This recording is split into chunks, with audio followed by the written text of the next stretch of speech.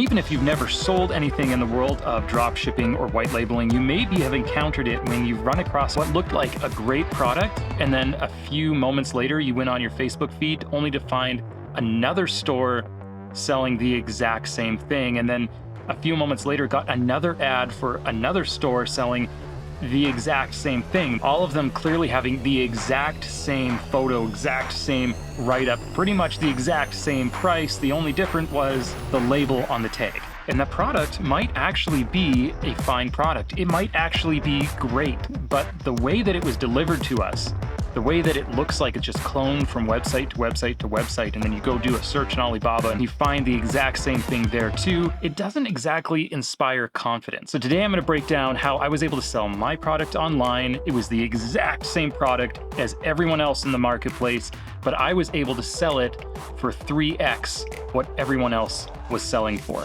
Okay, I just wanted to clarify something because I realized after filming this video that this could sound like I'm scamming people, and that's just not the case. This isn't just a bunch of tricks to trick people into paying more. This is literally about giving them more value at the end of the day for their attention and for their money. So when I say that these flags were the exact same flags, I don't actually know that because I didn't order any of the other guys' flags. But from the perspective of a customer, they were all exactly the same. They all had basically the same picture, basically the same description. The only real difference was the price. So until you paid for a flag and had it shipped to you, and unless you did that for multiple flags, there was just simply no way to know any tangible differences between any of these flags. So when you're looking for a product to sell on a marketplace like Amazon, there is what's called, or what I might call, a 1/3 ratio rule. And that rule is that your personal expenses in acquiring the product should not exceed 1/3 what your eventual sale price will be if you want to have any profit margin at the end of the sale. Ideally, you would have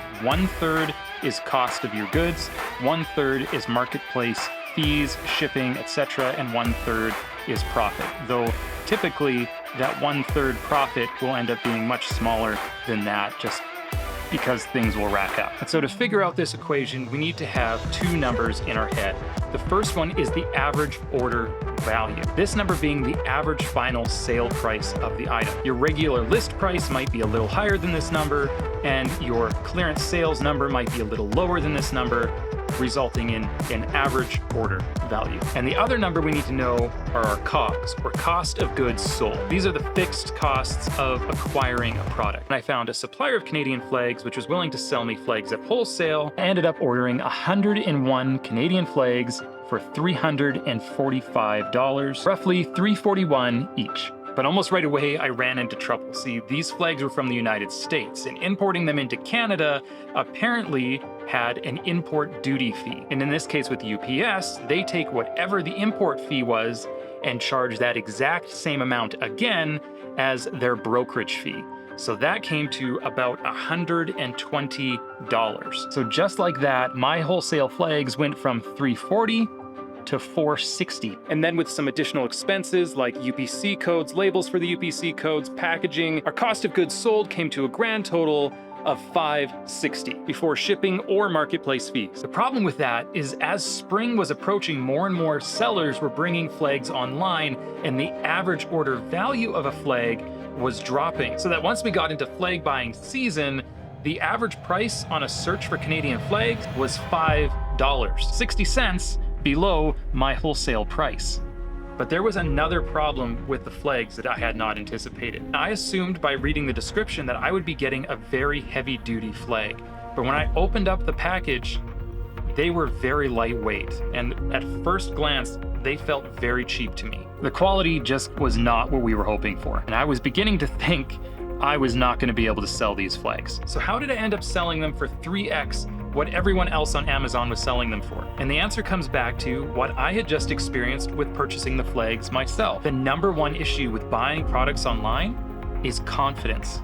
You can't hold the product. You can't see it with your own eyes. You can't touch it. You can't look at it close. And confidence is valuable to a buyer because it's essentially an expression of the mitigation of risk. I know for me personally, I am absolutely willing to pay a little bit more in most cases just to know that I am going to get the right thing the first time. Wait for a week for something to arrive, open it up, only to find it's the wrong thing, have to go through the hassle of filing a return, sending it back, maybe paying for shipping. We do this all the time with physical stores, right? We're willing to pay extra to buy a phone from a cell phone store as opposed to Kijiji. We're willing to pay more to buy clothes from Walmart than we are from eBay. And we're willing to pay more from a boutique brand name store than we are from Walmart. You guys get the idea. So I really didn't know that much about flags at the time, because it turns out that not all flags are equal.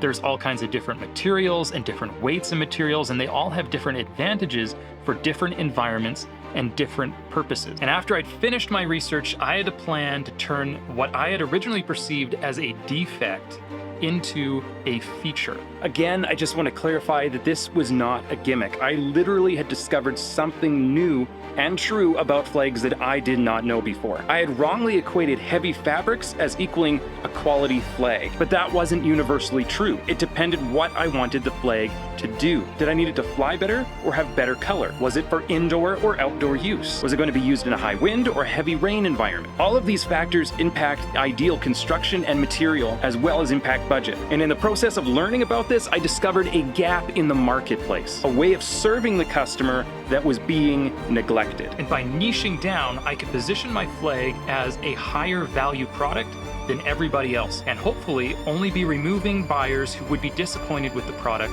like I was anyway. At the time, the Canadian flag market on Amazon and eBay and other marketplaces was a mess. As a buyer, I really didn't have a good sense about what I was actually getting. And so I set out to do the exact opposite. The first thing I did was create a set of graphics. One was a size comparison chart, and the other was a helpful grid that demonstrated benefits to different weights and materials for flags, something no other seller of Canadian flags was doing. In my description, I included as much information as possible, including a history of the flag and when it was instated, and reasons why this might or might not be the ideal flag for your use. And secondly, the majority of flag sellers in the space at the time were either just using a graphic to represent their flag, or a terrible picture, terribly photoshopped with like wrinkles in it and everything. Now, I don't have a flagpole, so I couldn't put my flag up into the sky and take a picture of it flapping in the wind, but I could take it into my studio, and using a strobe, I took as many pictures as eBay and Amazon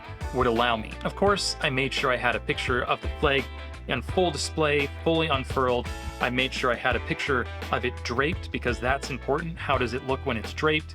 But I also made sure I had a lot of pictures of close-ups, pictures that showed the weave, pictures that showed the stitching, pictures that showed the eyelets, even when it showcased some imperfections. Of course, I chose the best flags to be the models, but I was okay with showing a few imperfections because it would help the prospective buyer feel confident that I wasn't hiding anything and they knew what they were getting. And one of the ways that this reflected itself was that we received 2 ratings out of the 100 flags sold, 1 5-star rating and 1 4-star review. At the end of the day, I was able to sell the flags anywhere from $15 all the way up to $20, which is 4x what the competition was selling for at the same time, resulting in an average order value of $17.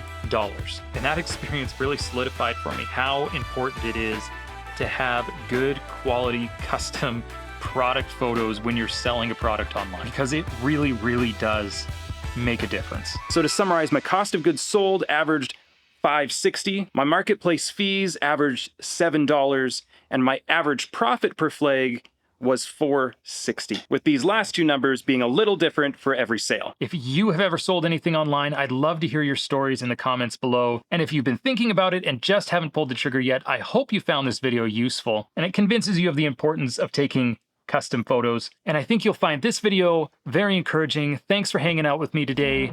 We'll see you next time.